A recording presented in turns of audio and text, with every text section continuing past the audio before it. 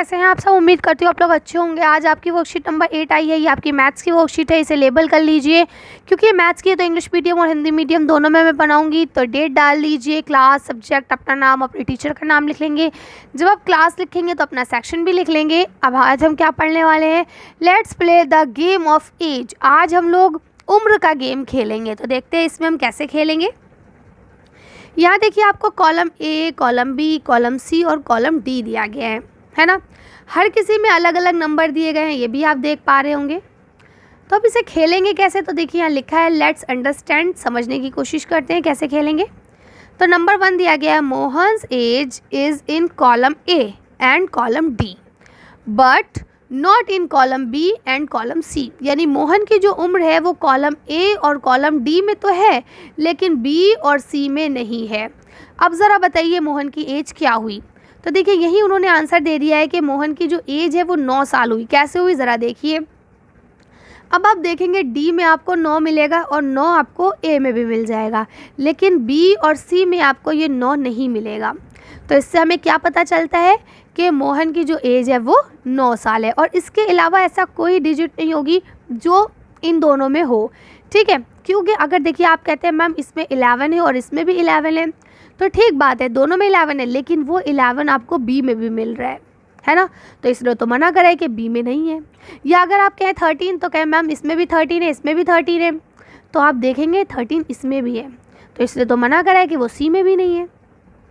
ठीक है ना। तो इसलिए आपको इस चीज़ का ख्याल रखना और ऐसे ही इस गेम को खेलना है।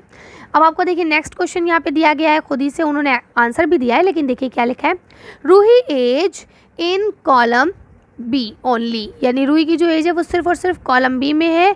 तो इसका मतलब रूही 2 साल की है। कैसे, तो देखिए सिर्फ एक 2 ही ऐसा है जो कॉलम बी में है, इसके अलावा बाकी नंबर इसमें या उसमें कहीं ना कहीं आपको मिल जाएंगे।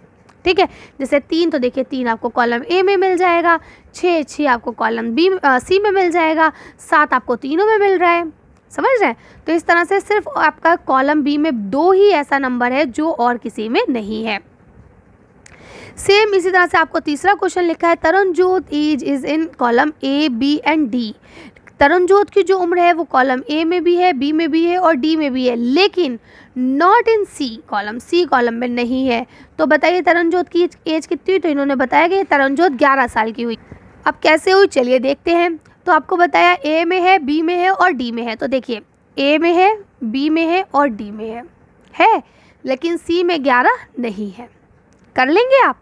तो इस तरह से ही आपको करना है। अब देखिए ऐसी चौथा भी आपको एक दिया गया है समझाने के लिए कि जॉन की जो एज है वो ए और बी में है और सी में भी है और डी में भी है। तो इसका मतलब ये है कि जो जॉन है वो कितने साल का है, 15 साल का। ये देखिए क्योंकि 15 ही चारों में है, बाकी और कुछ ऐसा नहीं है जो चारों में आपको मिले।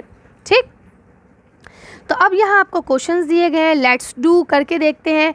तो यहाँ पहला क्वेश्चन लिखा है रोहित एज। अब रोहित की जो एज है is in column A and C, वो ए और सी में है but not in column B और डी।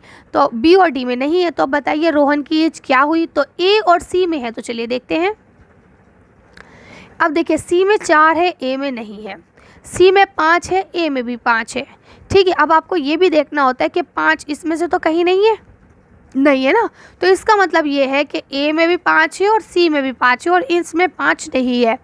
तो इसका मतलब हुआ कि जो आपका रोहित है उनकी एज कितनी हुई, 5 ईयर्स ओल्ड। तो आप लिख लेंगे FIVE 5 ईयर्स ओल्ड। तो कितने साल के हुए रोहित, 5 साल के हुए। ठीक है, अगला देखिए। अगला लिखा है Salman age is in column B, C and D but not in A. यानी कि सलमान की जो एज है वो बी में भी है, सी में भी है और डी में भी है, लेकिन ए में नहीं है। अब ज़रा बताइए सलमान की एज क्या हुई। तो चलिए देखते हैं कि ऐसी कौन सी एज है जो आपको बी, सी और डी में मिलती है लेकिन ए में नहीं मिलती। तो वो 14 साल है ना। यहाँ देखिए आपको इसमें 14 नहीं मिल रहा है, बाकी इन तीनों में 14 है। तो आप इसको लिख देंगे, कितनी एज हो जाएगी उसकी, 14 ईयर्स। यहाँ आप लिख लेंगे 14 ईयर्स, 14 ईयर्स ओल्ड। क्लियर है। चलिए आगे चलते हैं। नेक्स्ट क्वेश्चन यहाँ आपको दिया गया है, what type of number do you see in column A. Column A में आपको किस प्रकार के नंबर देखने को मिल रहे हैं। तो आप देखेंगे यहाँ पे सारे नंबर ऑड हैं। आपको पता है ना 2 प्रकार के नंबर होते हैं, ऑड और इवन।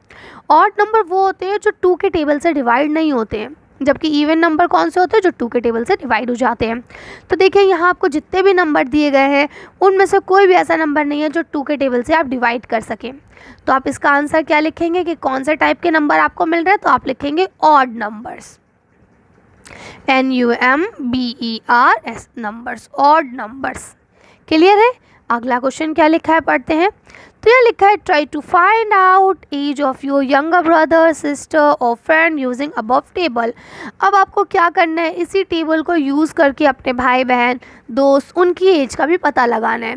ठीक है, चलिए जैसे अब मैं आपको एक क्वेश्चन देती हूँ कि मेरे जो चैनल की एज है वो सिर्फ कॉलम ए में है, बी सी और डी में नहीं है।